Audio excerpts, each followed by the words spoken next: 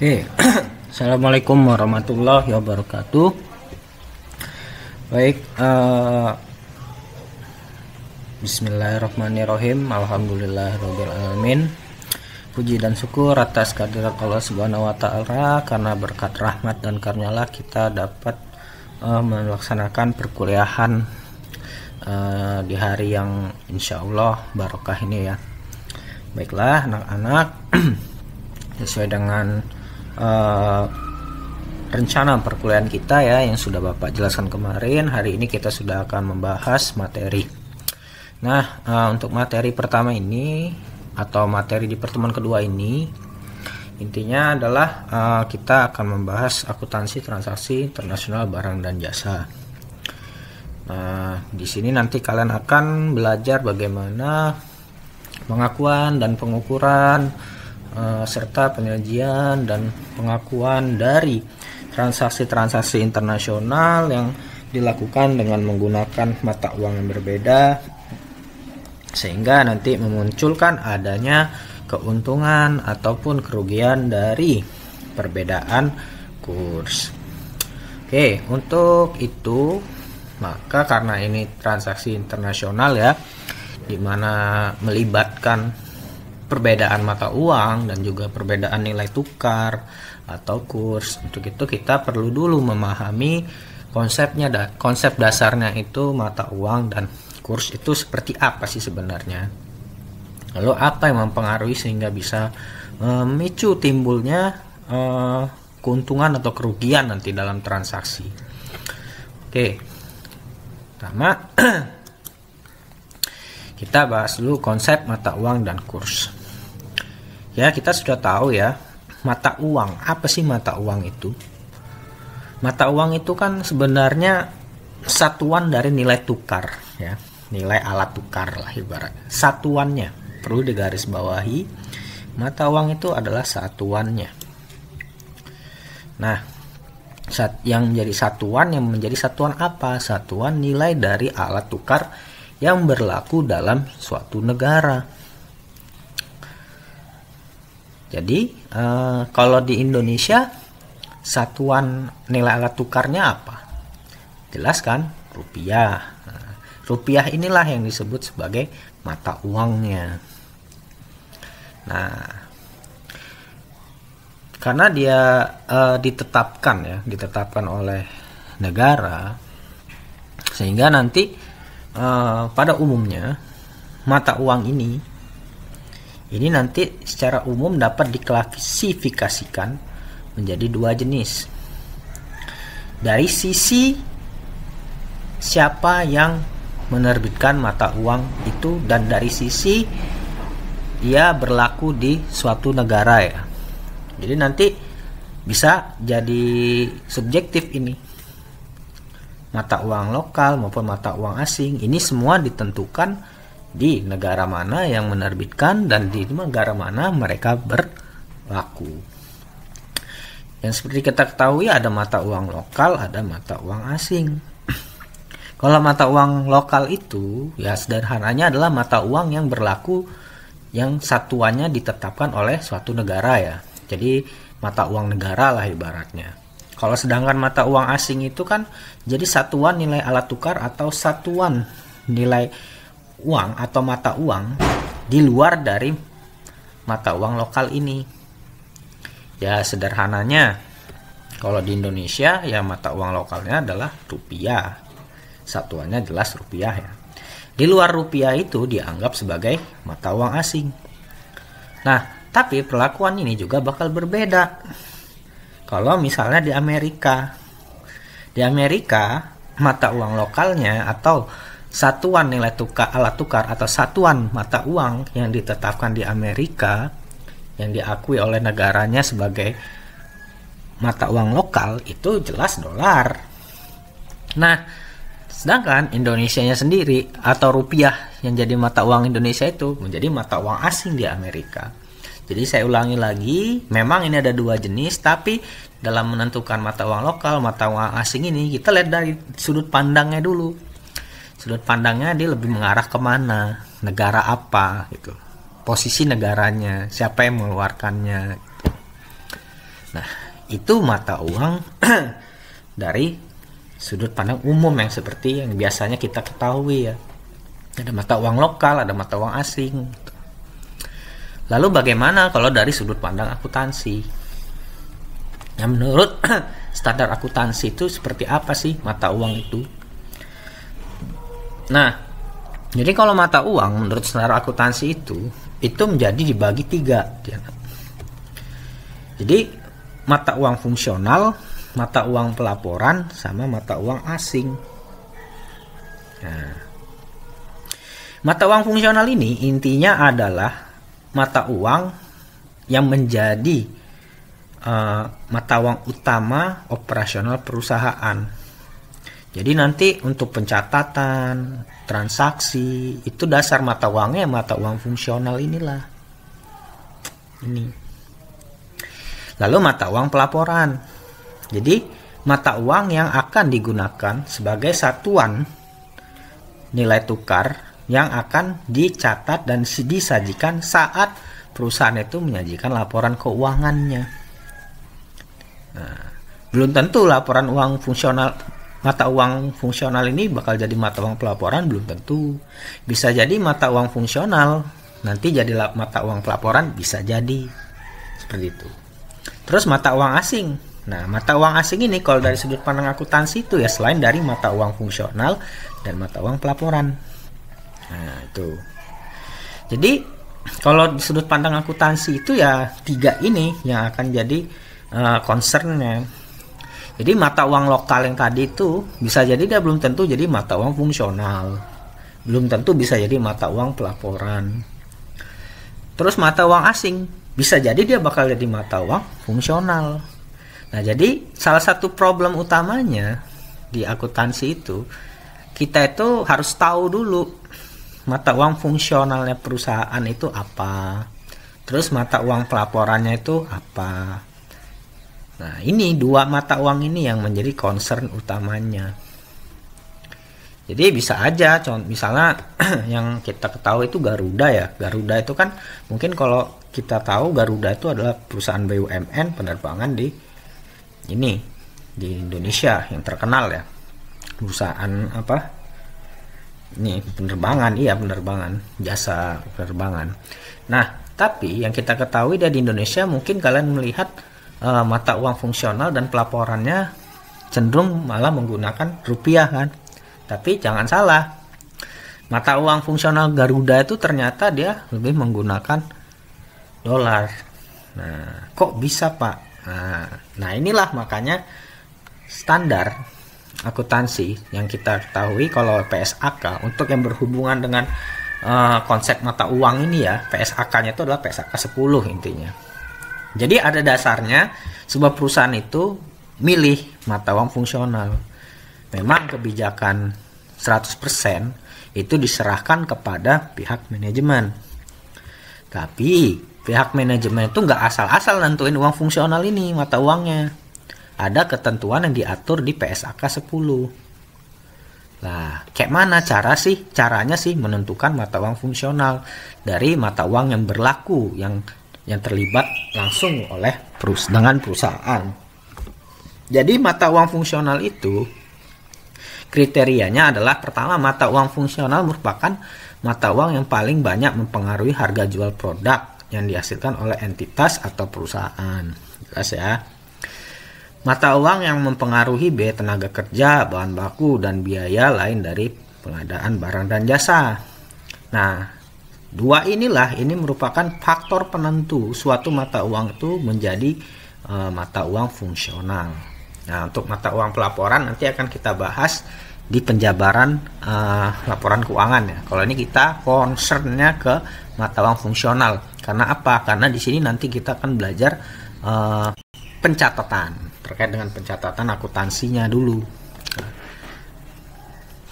Oke. Nah, yang kondisi pendukungnya ini adalah ini, yaitu mata uang tersebut menjadi sumber dana dari aktivitas pendanaan. Jadi hutang piutang, hutang ya, pendanaan itu yang kita membutuhkan pendanaan atau menerima suntikan dana dari entitas lain yang berada di negara lain, itu kita lihat dari mata uang yang digunakannya apa itu. Jadi yang pada intinya mata uang fungsional itu yang sangat berpengaruh dalam kegiatan operasional. Ya, dia permintaan barang dan jasa yang kita produksi itu banyak permintaannya menggunakan ini dolar misalnya. Terus juga barang modal kerja kita itu misalnya seperti persediaan dan lain-lain, itu lebih cenderung concern ke mata uang mana. Jadi intinya operasional kita nih dipengaruhi oleh mata uang apa gitu. Nah, itulah yang mata uang apa itu yang bakal menjadi mata uang utamanya atau mata uang fungsionalnya si entitas atau perusahaan. Jadi misalnya kayak ini Garuda yang saya contohkan tadi, berarti secara kalau menurut kriteria ini berarti mata uang dia menentukan dolar sebagai mata uang fungsional itu karena harga jual produk jasa yang dihasilkan oleh Garuda itu banyak dipengaruhi oleh dolar. Jadi permintaan dan penawaran jasa Garuda tuh lebih cenderung mengarah ke menggunakan uang dolar. Sama seperti untuk modal kerjanya, ya seperti kita tahulah membeli seperti aftur, memberi perlengkapan untuk pesawat terbang, itu kan banyak yang barang impor, banyak yang bertransaksinya dengan negara asing. Dan mungkin di situ dia lebih cenderung ke dolar, makanya dipakai dolar. Jadi sekali lagi untuk menentukan mata uang fungsional itu kita lihat kecenderungan operasional sebuah perusahaan, baik dalam memperoleh modal kerjanya seperti persediaan perlengkapan untuk dia beroperasi, terus untuk bayar tenaga kerjanya, terus juga dalam transaksi barang dan jasa yang dihasilkan oleh perusahaan itu dia lebih arah cenderungnya menggunakan mata uang apa. Itulah yang menjadi dasar menentukan mata uang fungsional. Penting sekali kita perlu mengetahui mata uang fungsional yang digunakan dalam perusahaan ya. Karena apa? Nanti untuk mencatat transaksi-transaksi ya dasarnya yang ini, mata uang fungsional ini. Ya, mata uang fungsional ini belum tentu mata uang lokal yang berlaku dalam suatu negara, tidak. Bisa jadi dia mata uang asing justru menjadi mata uang fungsionalnya. Nah itu, tapi dasarnya dua ini ya yang utama.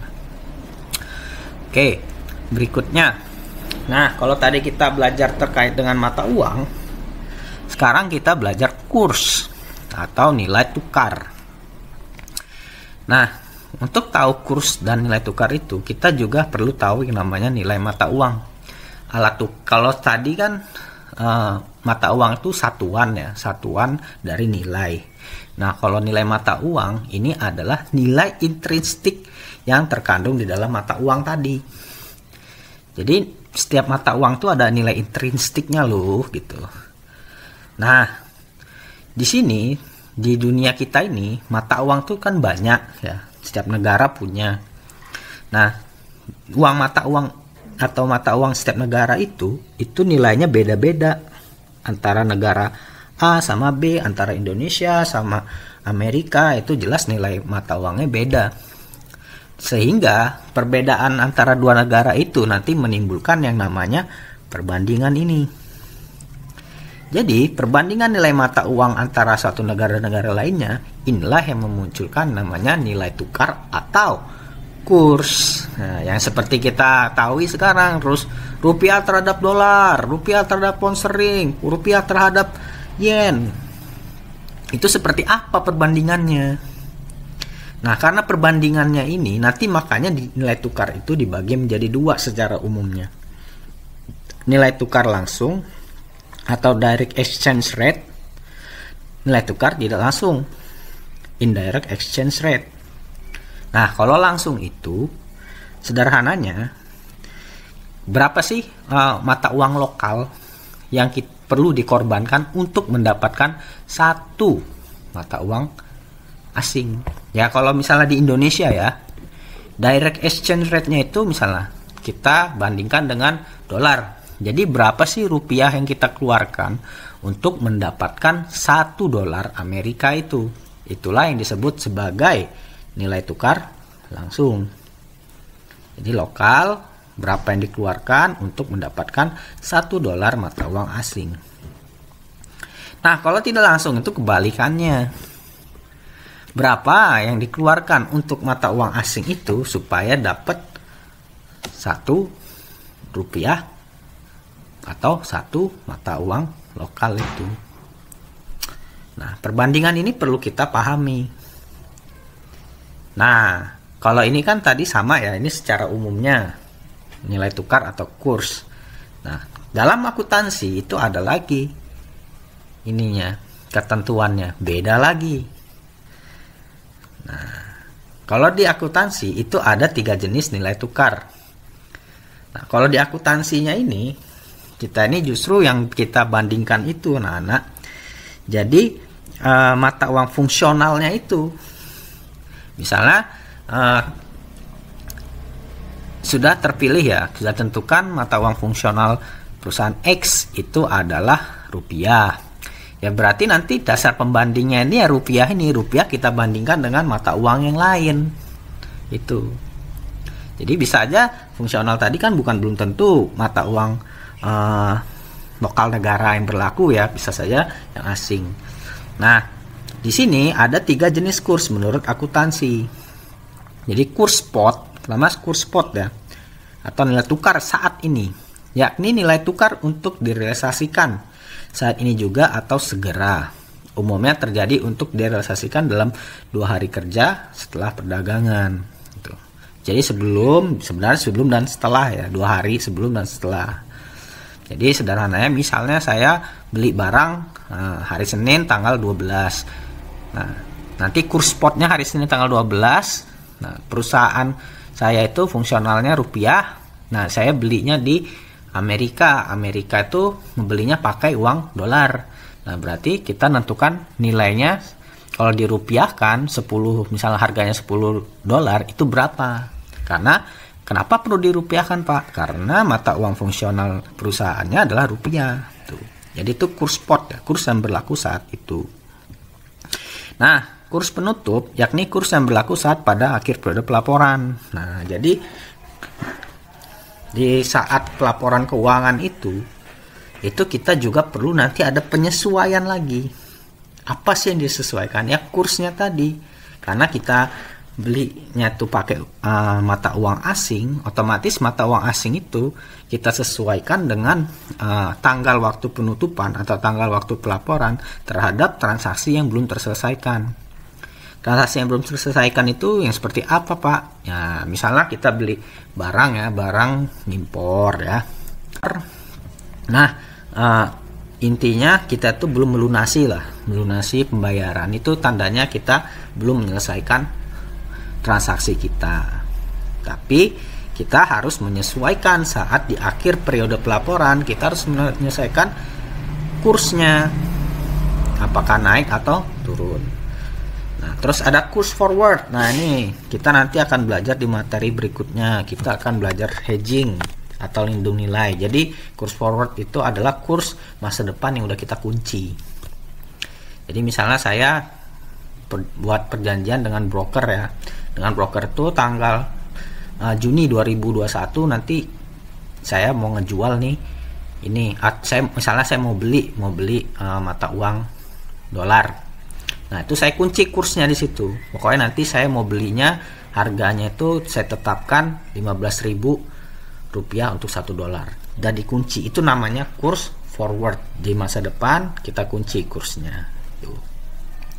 Nah, jadi ini konsep penting ya sebenarnya 3 kurs ini akan menjadi topik pembelajaran kita ke depannya. Untuk hari ini nanti kita akan banyak membahas kurs spot sama kurs penutup. Jadi ingat, kalau di akuntansi itu untuk pencatatan perusahaan itu menggunakan mata uang fungsional.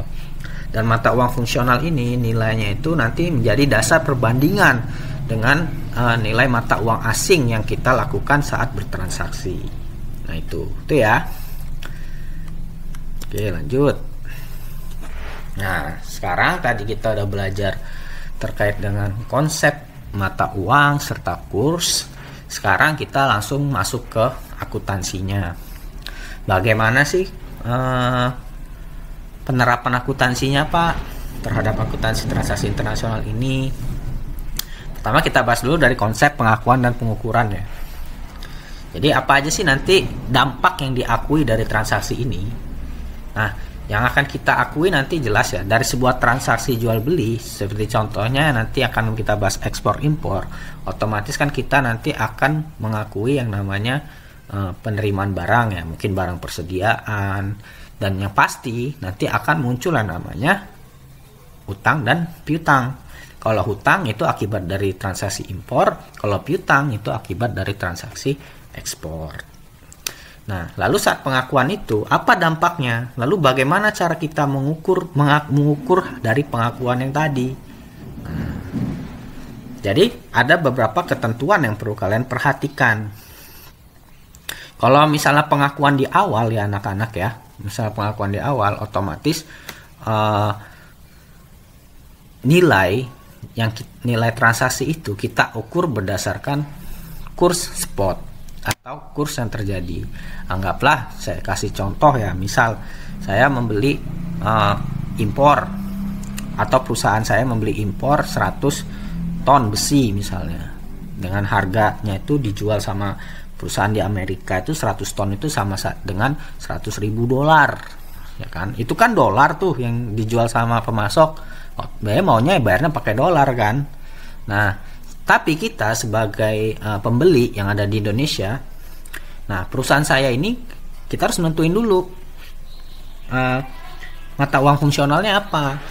Apa jangan-jangan sama-sama dolar? Kalau sama-sama dolar tidak jadi masalah.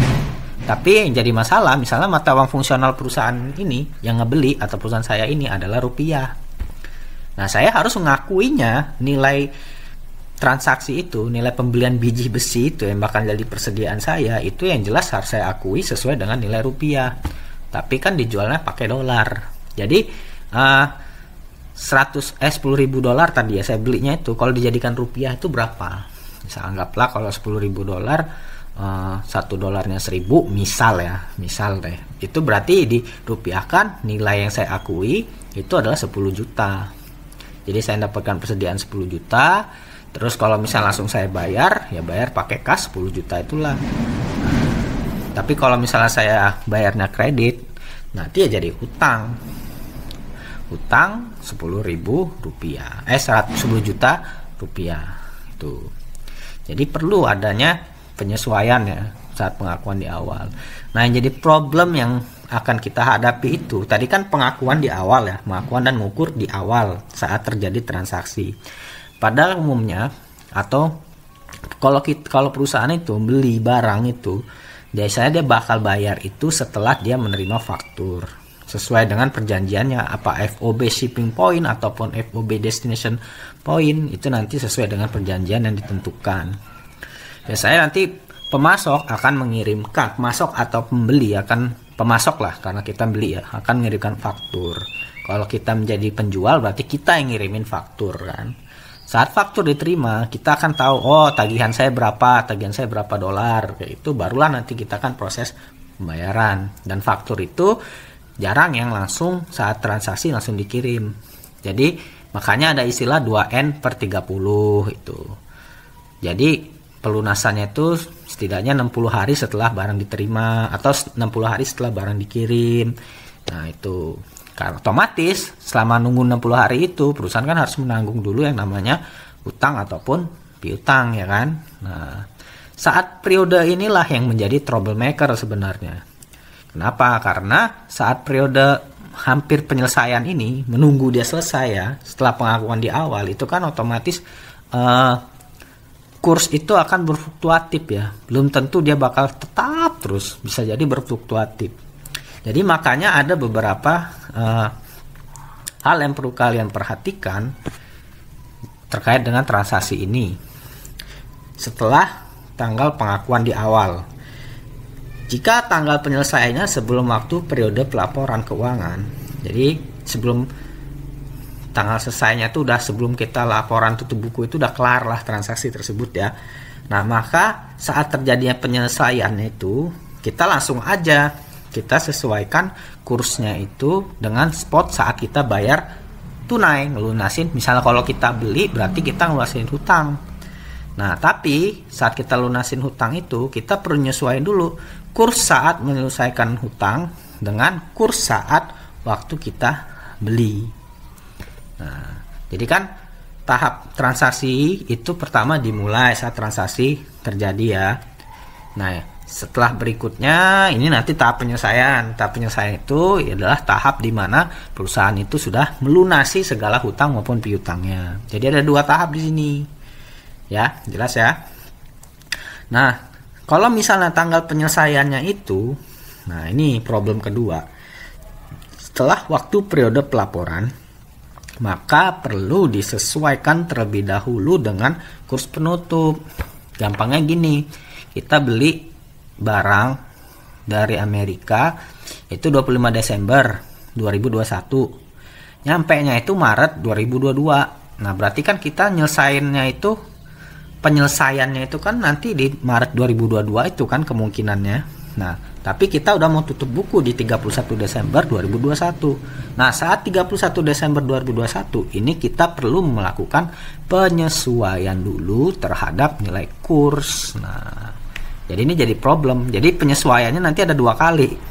Saat dia mau laporan keuangan sama saat dia melakukan penyelesaian transaksi. Jadi ini ya konsep dasarnya nanti terkait pengakuan dan pengukuran. Nah, semua penyesuaian tadi yang saya jelaskan panjang lebar tadi sebelumnya tadi, nanti kan akan timbul yang namanya selisih ya, perbedaan. Misalnya kurs saat transaksi sama kurs saat penyelesaian, tinggian kurs penyelesaian. Jadi karena tinggian kurs penyelesaian otomatis ngeluarin kasnya lebih besar. Jadi karena ngeluarin kasnya lebih besar, jadi dia bakal jadi rugi. Makanya nanti muncul istilah keuntungan atau kerugian dari perbedaan kurs. Nah, tuh. Jadi, kalau biar kita lebih gampang untuk memudahkan kalian lah ibaratnya, coba kita latihan saja ya. Jadi kita akan bahas sebuah ilustrasi. Di sini ilustrasinya adalah kegiatan ekspor dan Nah, untuk pembahasannya di sini ada contoh kasus ya. Nah, ini nanti saya buka dulu di Excel aja. Nah, ini ada kasusnya di sini untuk memudahkan. Jadi di sini ada contoh satu perusahaan ya. Ya, ini perusahaan Monmon. Di mana intinya di sini sudah ditentukan. Nah, Monmon ini memiliki mata uang fungsional rupiah. Nah, intinya sama dengan mata uang lokalnya. Karena kegiatan bisnis operasinya banyak dipengaruhi dan didominasi oleh uang rupiah. Hampir semuanya. Dan ini kebetulan dia ada beberapa transaksi yang melibatkan mata uang asing meskipun nilainya tidak signifikan dari total semua transaksi dia. Nah, tapi ada tetap terjadi. Nah, meskipun dia tidak terlalu signifikan, dampak dari transaksi internasional ini perlu dilakukan penyesuaian. Nah, di sini ada beberapa transaksi yang sudah dilakukan oleh Monmon. Ya. Nah, di sini tanggal 1 Juni 2021, PT Monmon Corporation dia intinya melakukan ekspor atau menjual keluar ya dengan PT Mabarel di Jepang. Jadi dia ngejual ke Jepang. Ngejual apa? 300 unit robot dengan harga pokok penjualannya itu 1.500.000.000. Nah, di sini dibeli 300 unit robot ini dibeli sama Mabarel itu 3 juta yen. 3 juta yen ini adalah uang yang dikeluarkan oleh PT Mabarel sudah termasuk harganya barang sama biaya-biaya pengiriman dan lain-lain. Dimana perjanjian penjualannya FOB shipping point. Jadi FOB itu kalau barang udah dikirim itu sudah jadi barang, udah jadi haknya si pembeli. Jadi si pembeli itu sudah bisa mengakui di situ sebagai persediaan dia. Konsekuensinya apa? Ya dia bayar biaya pengiriman. Karena makanya 3 juta ini udah termasuk ke biaya-biaya pengiriman. Nah, pelunasan pembayaran intinya sudah selesai transaksi ini selama tahun 2021 ya. Selesainya kapan? 1 Agustus 2021, yaitu saat barang sudah diterima dan juga sudah dibayar. Ini transaksi pertama. Transaksi kedua ini adalah transaksi impor. Nah, ini kebalikannya. Si Monmon sekarang beli persediaan ke PT Houston. Nah, Houston Company ini menggunakan mata uang dolar ya. Dimana di sini harga 100.000 biji tonnya itu adalah 1 juta dolar, sedangkan biaya pengiriman dan asuransi itu sebesar 10.000 dolar, dan bea masuk di negara Indonesia itu 20 juta. Dan perjanjiannya digunakan FOB ya. Nah, pembayaran intinya sudah diselesaikan. Selesainya kapan? Saat barang sampai langsung dibayar sama si Monmon. Barang sampai, faktur sampai, baru langsung dibayar. Dengan yaitu tanggal 1 Oktober. Ya. Nah, pada tanggal 1 Desember, Monmon Corporation menjual. Nah, ini ada lagi, menjual lagi dia. Tanggal 1 Desember 2021. Menjual 100.000 unit robot dengan harga pokoknya 350 juta, dengan harga jualnya dibeli 50.000 euro termasuk biaya pengiriman dan lain-lain. Nah, intinya dia pelanggannya ada di Paris. Nah, tapi barangnya ini bakal sampai itu 1 Maret 2022. Dan barangnya ini hingga 31 Desember itu belum dilunasin. Jadi sederhananya ini belum kelar transaksinya. Belum selesai, belum di settlement. Hanya saja transaksi sudah diakui di awal. Nah, ini data-data kursnya ya selama tahun 2021. Jadi sederhananya dia berinteraksi dengan dolar, yen, sama euro ya. Nah, yang menjadi problem di tahun 2021 saat kita mau melaporkan keuangan, dampaknya itu ke laporan keuangan Monmon itu apa sih? Terus ditanya berapa saldo keuntungan dan kerugian dari perubahan kurs yang diakui nanti di akhir 31 Desember. Berapa saldo utang dan piutangnya. Nah, jadi jelas ya, di sini ada 3 transaksi. Di mana transaksi pertama itu ekspor, transaksi kedua impor, dan transaksi ketiga adalah ekspor yang belum terselesaikan. Nah, di sini coba kita akan bahas satu-satu ya. Pertama, kita bahas dulu yang transaksi pertama. Ya. Transaksi pertama tadi ekspor ya. Jelas ekspor, di mana dia menjual intinya harga nilainya tuh harga jual keseluruhan ini sudah termasuk ini ya, biaya lainnya adalah 3.000 yen. Saya copy aja.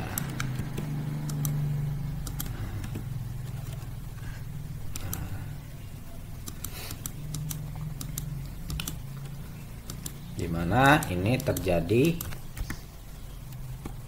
tanggal 1 Juni ya. Ya, 1 Juni. Ini 2021. Ini adalah tanggal transaksinya. Nah, tanggal transaksi ini kita perlu dulu mengakui berapa sih sebenarnya nilai transaksi yang kita akui. Kita kan ngejual ya, jualan nilainya 3 juta nih, transaksinya 1 Juni. Nah, di sini dari efek transaksi awal ini otomatis kan kita akan mengakui yang namanya pendapatan penjualan kan, ya enggak? Dan apa? Piutang. Ini untuk 1 Juni kan, Juni saat terjadi pengakuan awal transaksi. Nah, ini Sama di sini jelas kita keluar BPP, harga pokok penjualan, ya enggak? Aduh. Ya, oh udah jalan, saya kira masih pause. Nah. Terus di sini BPP, di sininya adalah persediaan, karena ini penjualan. Kita menggunakan metode perpetual. Nah pertanyaannya, ini kan yang kita akui toh, kita ngakui piutang, ngakui pendapatan, ngakui BPP, ngakui persediaan. Di sini kita berapa yang kita akui? Apakah 3.000 yen, 3 juta yen ini? Jelas tidak. Tadi kan sudah dijelaskan di sini, mon itu mata uang fungsionalnya adalah rupiah. Tapi si pembeli itu bayarnya pakai yen satuannya, otomatis kan kita harus menyesuaikan dengan nilai rupiah karena mata uang fungsionalnya mon itu menjadi dasar pengukurannya. Jadi berapakah 3 juta yen ini jika dijadikan rupiah? Nah, berarti di sini 3 juta ya. Kita lihat nih di data ini kursnya. Kapan tuh transaksinya? 1 Juni.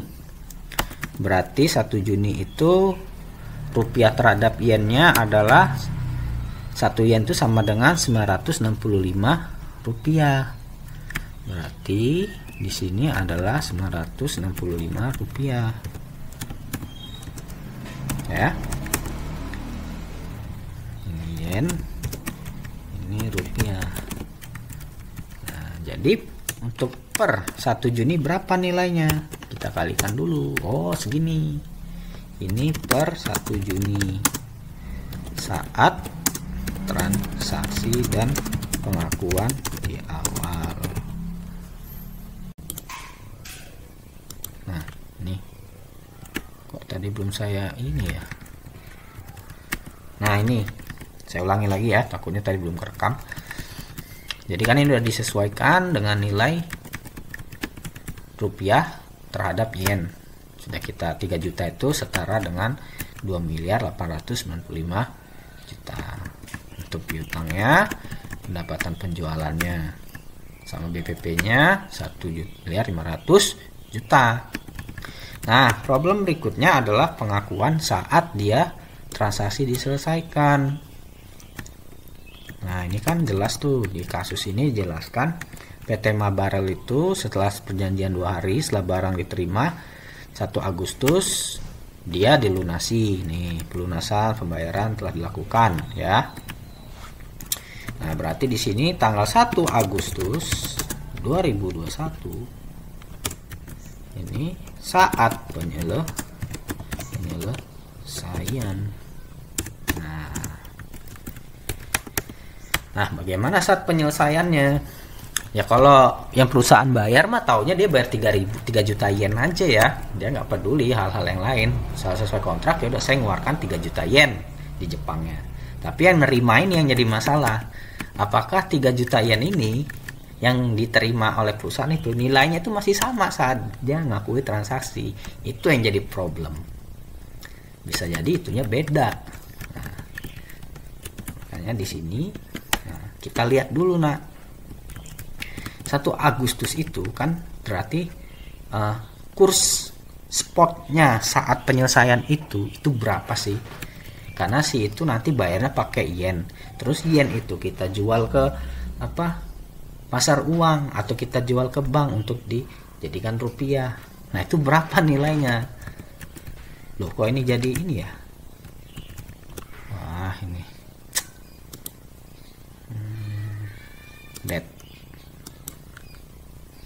Agustus. Nah, ini Agustus itu yennya ternyata 960. Nah, tuh kita lihat di sini. Waduh, ternyata turun. Ya. Ternyata turun, Tadinya kita itu harusnya nerima uang segini saat tanggal transaksi awal ya. Nah, saat penyelesaian ternyata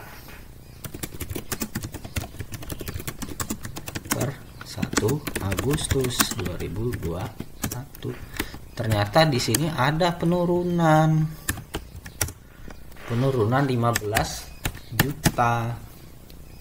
Ya kan?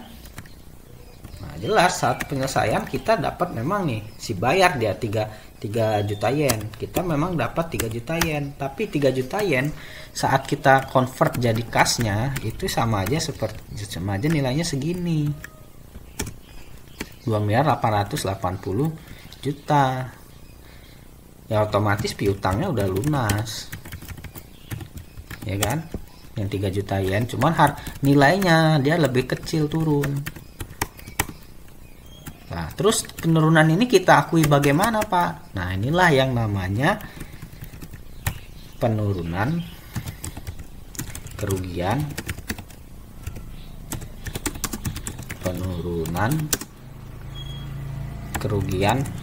perbedaan atau kerugian selisih kurs ya. Nah, di sini terhadap apa? Piutang, karena kan piutangnya masih ada sisa. Ya kan? Ini kan tadinya segini. 2895. Terus piutangnya dinilai ulang ternyata 2880. Lah sisanya ini menjadi kerugian namanya. Piutangnya nurun tapi nggak dapat apa-apa loh, gitu maksudnya. Nah, itu. Jadi jelas ya. Nah, di sini ini untuk transaksi pertama.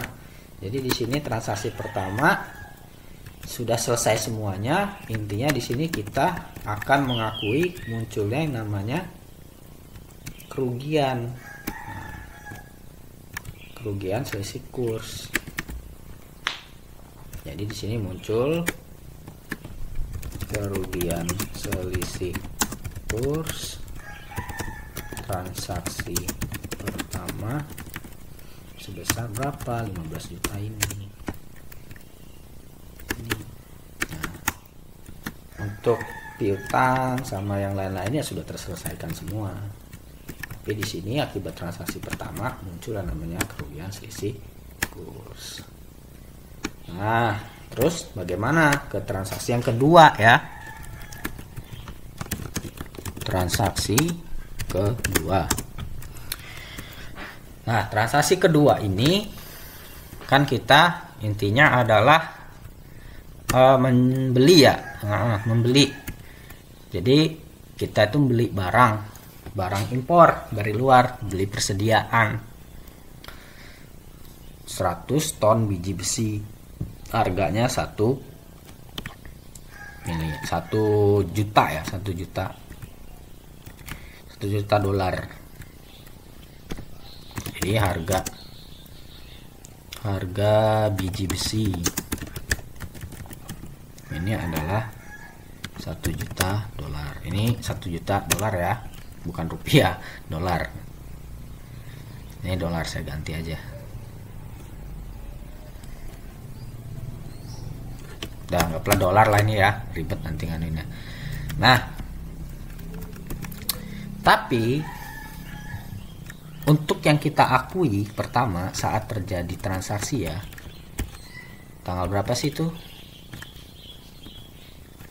Tanggal 31 Juli 2021 ya. Ini terjadi transaksi awal dimana dia beli biji besi ya, ya gak? Tapi belinya ini, nah karena kan dia ini FOB ya, FOB shipping point, yang berarti FOB shipping point ini cost freight and insurance atau CIF ini nanggung ini SPT Monmon, sama biaya masuk ini 20 juta nih nanggung yang Monmon. Jadi persediaan yang kita terima itu nilainya itu ya semua biaya yang dikeluarkan sehingga persediaan itu bisa kita gunakan atau kita terima, termasuk biaya-biaya harga belinya, terus juga CIF-nya, termasuk dengan biaya masuk. Dan ini perlu kita bayarkan nanti ke si pembeli, penjual. Ya sama kasusnya seperti yang inilah. Kalau ini kan 3 juta sudah termasuk biaya pengiriman. Nah sekarang kita ini nentuin berapa sih sebenarnya biaya yang perlu kita keluarkan gitu, yang bakal menjadi hutang kita lah nantinya gitu. Jadi makanya kita perlu hitung dulu di sini, nak. Jadi kan di situ ada harga biji besi ya. Ini saya taruh bawah aja. 1000. Ini asumsinya adalah dolar ya anak-anak. Terus di sini adalah CIF-nya, biayanya. Di situ 10.000 dolar ya asumsinya. Meskipun rupiah nih saya anggap dolar ya. Nah, sama ini yang benar-benar rupiah. Biaya masuk. Ini 20 juta. Tuh, warga 1 2 3. Nah. Sama seperti tadi, nak. Yang dolar-dolar 2 ini itu kita sesuaikan dulu dengan kurs spot awalnya. Jadi 31 Juli itu berapa sih sebenarnya ya? Nah, 31 Juli asumsinya Juni, Juli, Agustus. Nah, jadi kan sebelum bulan Agustus nih. Ini 1 Agustusnya anggaplah masih 31 Juli ya kursnya. Itu dolar adalah 9.300 ini ya.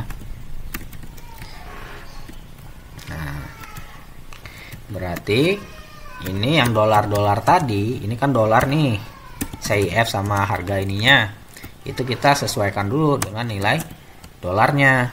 Berapa rupiah sih sebenarnya? Nah, biji rupiah, ini tinggal kita pindahkan sini saja. Nah, berarti nilainya totalnya adalah, nah, jadi nilai yang akan kita akui ini adalah segini, 9.413 juta. Tuh. Lalu bagaimana mencatatnya, Pak? Ya, kita catat saja. Di sini kan kita beli persediaan ya, biji besi. Berarti di sini otomatis kita akan mencatat persediaan bertambah terhadap apa? Utang. Karena kan transaksi awal ini kita masih utang dulu 1 Juli. Karena diselesaikannya kapan? 1 Oktober. Berarti 1 Juli ini kita masih mencatatnya sebagai hutang. Hutangnya di sini hutang dagang.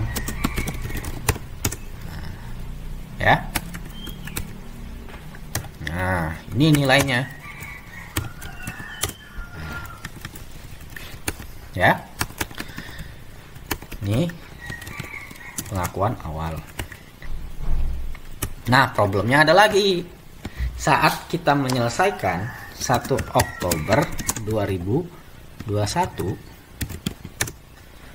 pertanyaannya, kita nih bakal lunasin hutang kita ini nilainya masih sama nggak 9 miliar ini, atau justru malah lebih besar karena fluktuasi dari nilai kurs tadi. Makanya kita perlu lagi mengukur lagi, nah. Kita ukur lagi yang ini. Ini saya pindah aja ya biar enak.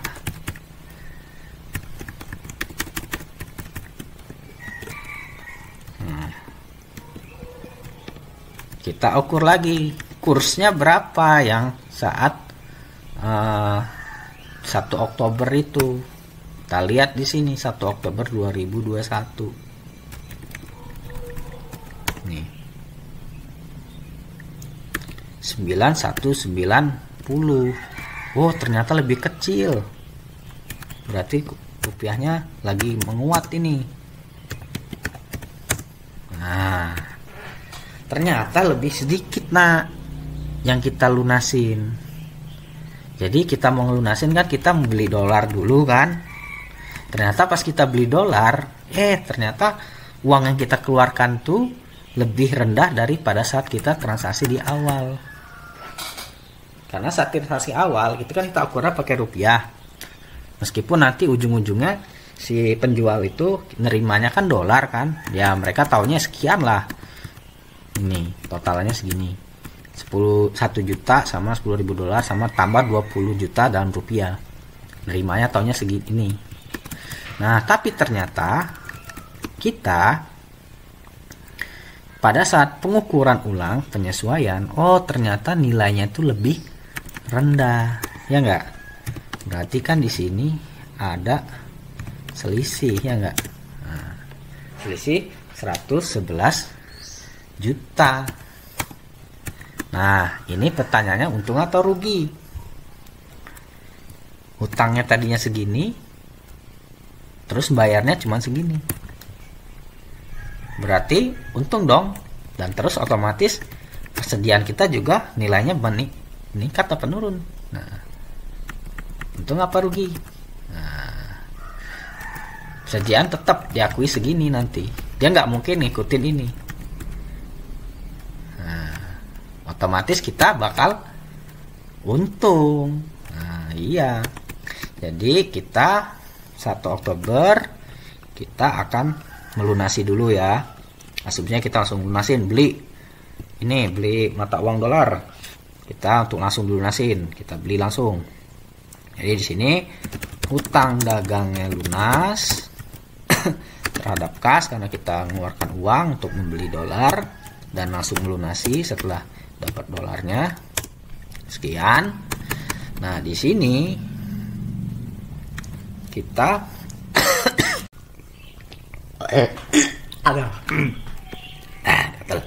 jangan ngomong. Nah, di sini jurnalnya kita akan mengakui keuntungan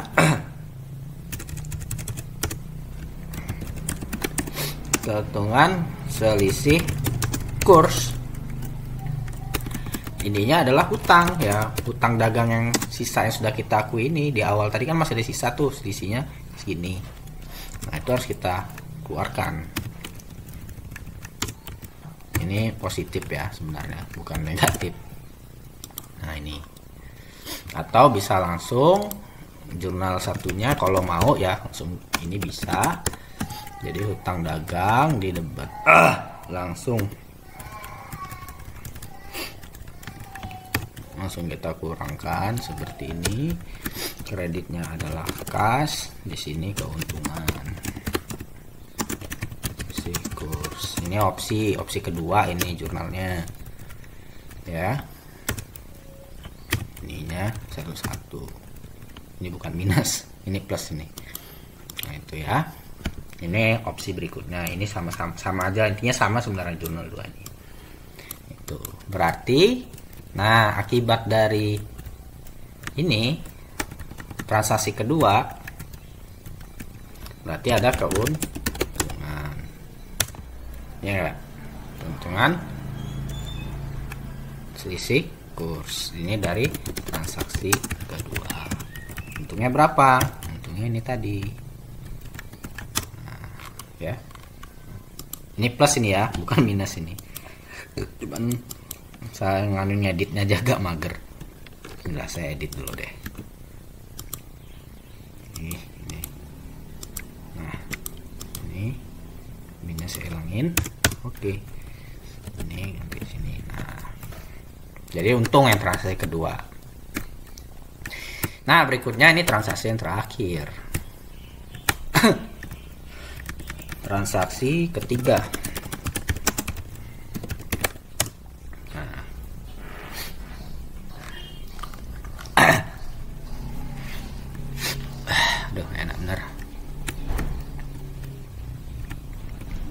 Transaksi ketiga ini intinya kita masih sama tadi ya, kita ngejual, tapi inti yang permasalahannya adalah intinya itu dia belum kelar, tapi udah harus tutup buku. Nah, kalau udah harus tutup buku ini, mau nggak mau per 31 Desember itu kita harus yang namanya menyesuaikan dengan kurs penutup. Kurs penutup tuh ya ini 31 Desember. Apa di sini? Euro. Nah, langsung aja kita coba bahas. Nah, ketiga itu intinya kita ngejual ya, ngejual harga jual berapa itu 50.000 euro ya. Ini euro ya, bukan rupiah. Dimana itu transaksi ketiga ini 1 Desember 2021. 1 Desember 2021 kurs euronya tuh berapa sih sebenarnya? Oh, 14.000. Nah, ini 14.000 ya. Nah, berarti berapa nih? Nah, jadi 700 juta rupiah yang kita akui. Berarti di sini adalah piutang karena belum kelar ya, belum jalan kredit. penjualan ini sama dengan ini BPP nya berapa sama persediaan. Enggak, di sini infonya BPP nya adalah 350 juta.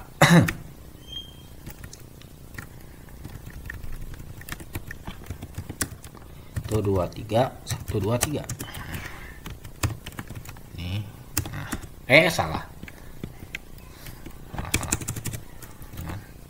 nah sini aja ya. Nah terus ini kan selesainya tahun depan ya, tapi kita harus tutup buku dan melakukan pembuatan laporan keuangan tahunan. Berarti tanggal 31 Desember 2021 kita perlu melakukan penyesuaian.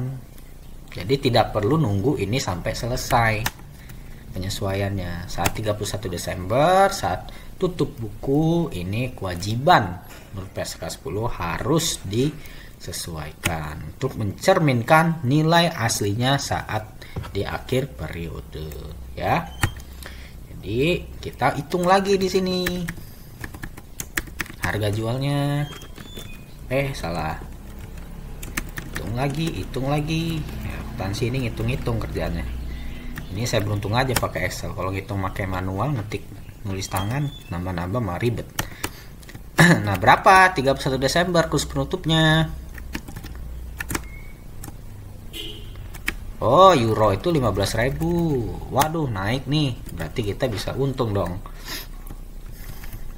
Karena kan kita ngimpor ngejual. Jadi sisi terbalik ya sebenarnya. Justru rupiah tuh melemah. Kalau kita ngekspor justru lebih menguntungkan. Makanya pengen banget tuh Pak Jokowi tuh meningkatkan ekspor. Karena untuk meningkatkan ya itu tadi nilai keuntungan dari para penjual itulah. Nah, di sini kita di sini jelas lebih meningkat ya. Otomatis piutang kita itu nanti pasti akan lebih besar. Karena apa? Karena kita nanti asumsinya nilai piutangnya lebih tinggi. Nah, makanya di sini kita perlu melakukan penyesuaian piutang terhadap keuntungan selisih kurs. Selisihnya berapa, Pak? Nah, keuntungannya adalah 50 juta. Nah, jadi di sini ada keuntungan ya anak-anak. Jadi transaksi ketiga ada keuntungan 50 juta. Nah, berarti udah ketahuan nih di sini. Nah, ini kan transaksi ketiga ini kan transaksinya belum kelar ya, belum terselesaikan. Otomatis kan piutangnya masih ada tuh. Ya enggak? Kan belum dilunasin. Berarti di sini nanti akibat transaksi ketiga ini masih kita menyimpan saldo piutang. Piutangnya berapa saldonya tadi? 750 juta. Dari mana, Pak? Ya ini, loh. Yang kita akui. 50 juta ditambah 700. Nah, tuh. Jadi ini saldonya untuk akhir tahun 31 Desember, kerugian selisih kurs 15 juta, terus keuntungan totalnya berapa di sini? 161 juta 100.000. Terus kita juga menyimpan sebuah aset moneter berupa piutang 750 juta. Inilah dampak-dampaknya terhadap laporan keuangan akibat transaksi asing ya, yang melibatkan mata uang yang berbeda. Nah, terus Pak, misalnya Pak, ini kan belum selesai ya Pak ya, belum kelar ya yang 31 Desember. Ini isu tambahannya. Nah, misal nih, itu kan tadi dibilang tahun depan kita lanjut ya Pak ya. Nah, di tahun depan kan dia 1 Maret tuh diselesainya. Nah, itu penyesuaiannya gimana Pak? Nah, ini anggaplah ya 1 Maret 2022. Nah, proses penyelesaian nih. Nah, di sini kita sama kita perlu melakukan penyesuaian terhadap kurs lagi saat dia penyelesaian. Nah, ini kita sesuaiin lagi nih, tapi nggak tahu nih harganya sama. Oke deh, misalnya asumsinya ini malahan turun lagi euronya misalnya. Otomatis kan jadi 725 kan. Nah, terus perbandingannya yang mana Pak? Apakah kita bandingkan dengan kurs di awal saat awal transaksi, atau kita bandingkannya saat kurs penutupan? Jadi intinya ya kalau transaksinya itu ekspor dan impor yang menimbulkan post moneter aset maupun kewajiban moneter seperti piutang ataupun hutang, itu kita bandingkan kursnya itu dengan penyesuaian sebelumnya. 1 Maret 2022 berarti penyesuaian yang sudah dilakukan sebelumnya adalah saat kapan? Saat 31 Desember ya kan, saat penutupan.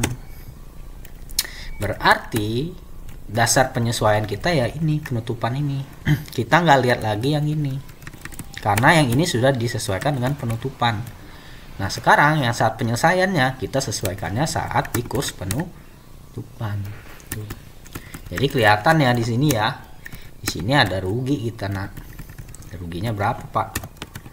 Ya ruginya 25 juta.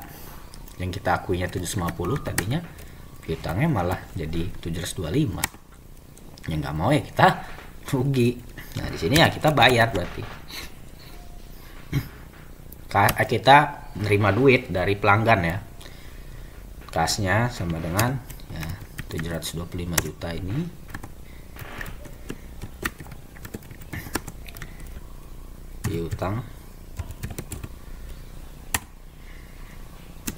piutang sama dengan 725. Terus di sini kita ngakuin kerugian selisih kurs. Berapa tuh ruginya? 25 sama sisanya piutang 25 juta ini. Jadi itu ya. Jadi kalau kasusnya dia setelah tutup buku penyelesaiannya, berarti nanti dasar penyesuaian kursnya ya saat penyelesaian dengan saat penutupan atau saat pelaporan keuangan kursnya. Nah, jadi seperti itu ya. Nah, itu terkait ya ini terkait dengan pelakuan dan pengukuran. Oke, saya lanjut aja ya biar jadi satu video lah sama materi yang besok. Materi besok nggak terlalu banyak tambahan sebenarnya, karena materi besok kita lebih cenderung ke diskusi. Oke, yang ini sudah ya. Nah, kita balik lagi ke sini. Nah, berikutnya penyajian dan pengungkapan. Jadi tadi kita udah repot-repot ngitung ya, per 31 Desember itu memunculkan yang namanya kerugian atau keuntungan. Terus itu disajikannya di mana? Ya disajikannya di laporan laba rugi komprehensif. Terus apa aja Pak informasi yang diungkapkan sebenarnya? Yang perlu diungkapkan ya, yang berhubungan dengan transaksi mata uang asing, yang melibatkan mata uang asing dan timbul selisih kurs itu. Jadi ada 4 informasi utama ya. Jadi kita tuh perlu mengungkapkan di CALK, di catatan atas laporan keuangan. Pertama, informasi mata uang fungsional yang digunakan untuk apa. 2, perusahaan juga wajib menginformasikan bagaimana penggunaan kursnya, kurs apa yang digunakan, saat dia mencatat atau saat dia penutupan itu apa yang digunakan kursnya atau mata uang apa. Nah, terus informasi mengenai mata uang asing apa aja yang digunakan. Nah, ini perlu diungkapkan juga di CALK. Lalu rincian jumlah aset dan kewajiban moneter yang menggunakan mata uang asing. Jadi nanti ada hutang dan piutang kan, aset moneter sama kewajiban moneter. Jadi piutang di neraca itu nanti kita harus mengungkapkan, menginformasikan dari hutang tersebut berapa sih rupiah yang ternyata itu berasal dari transaksi yang menggunakan mata uang asing atau transaksi internasional. Nah, biar kalian lebih jelas, nah ini ada contohnya nih. Ini saya ngambil ngutip dari PT Charon Pokpan ya, Fiesta Chicken Nugget lah. Nah, di sini yang tadi keuntungan atau kerugian dari selisih kurs. Nah, ini dia langsung dinetokan. Jadi tadi kan kita udah itu ada ngitung, ada akun keuntungan sama kerugian ya. Nah, itu nanti selisihnya itu nanti bakal selisih positif atau negatif. Kalau dia negatif berarti dia rugi. Kalau dia positif hasilnya, keuntungan sama kerugian itu kita selisihkan, berarti nanti dia menghasilkan laba selisih kurs. Tuh. Nah, itu penyajiannya seperti ini. Jadi laba atau rugi selisih kurs dari transaksi untung atau rugi selisih tadi ya, itu tuh merupakan bagian dari laba di luar non operasional sebenarnya. Jadi laba lain-lain lah ibaratnya, pendapatan lain-lain gampangnya. Jadi ini contoh dari penyajiannya. Nah, ini pengungkapannya tadi di si Charon ini diungkapkan nih di sini. Nah, transaksi asing dicatat dalam rupiah, yang artinya mata uang fungsionalnya adalah rupiah. Nah, pada akhir laporan, aset dan liabilitas moneter dalam mata uang asing dijabarkan sesuai dengan rata-rata kurs jual beli yang diterapkan oleh Bank Indonesia. Nah, ini jadi kurs penutup. Nah, jadi kurs penutup tuh yang dilaporkan untuk laporan keuangan. Jadi kurs itu ngitungnya sebenarnya karena kan kalau penutup ya, ini kalau kurs penutup. Jadi kalau Bank Indonesia itu kan nanti dia menerbitkan harga jual dan harga beli ya. Nah, kalau kita beli mata uang berarti kan nanti kita patokannya harga beli. Nah, tapi kalau kita ngejual mata uang asing ke BI berarti patokannya harga jual. Nah, karena kita ini prosesnya hanya menyesuaikan 31 Desember, bukan kita beli mata uang asing atau kita ngejual mata uang asing ke bank, berarti kita hanya ini menggunakan yang namanya nilai rata-rata kurs ini, karena kita hanya bukan penyelesaian transaksi. Kalau penyelesaian transaksi kan kita kalau mau bayar ke pemasok, kalau kita ngimpor ya, kita beli dulu mata uangnya, baru kita udah dapat mata uangnya sesuai kurs yang berlaku, barulah kita bayarin ke pemasok. Nah, di sini dijelaskan apa aja sih mata uangnya yang terlibat ya.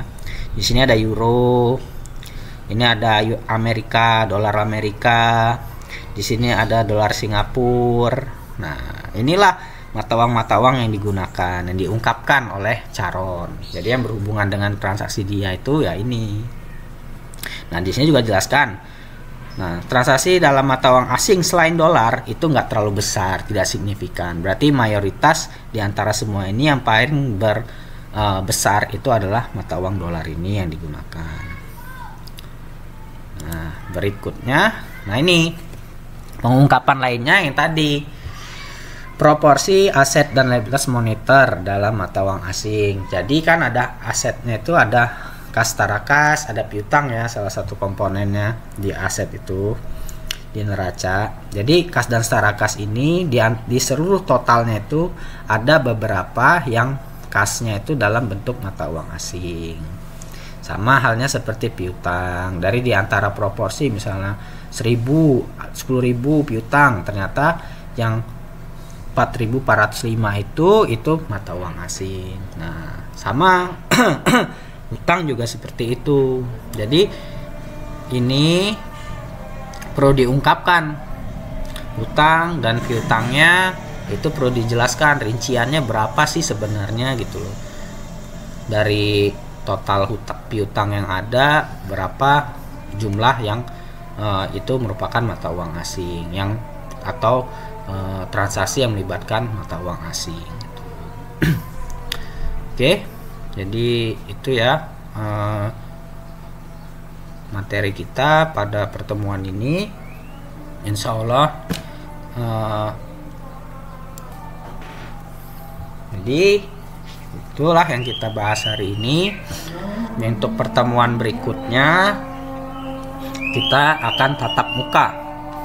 Jadi setelah materi ini akan Bapak berikan evaluasi latihan ya. Kalian kerjakan dulu, nanti kita pertemuan besoknya kita akan bahas. Nah, kalian kumpulkan maksimal hari Sabtu pagi. Itu harus kalian kumpulkan. Ya, jelas? Baik, ya saya cukupkan. Assalamualaikum warahmatullahi wabarakatuh.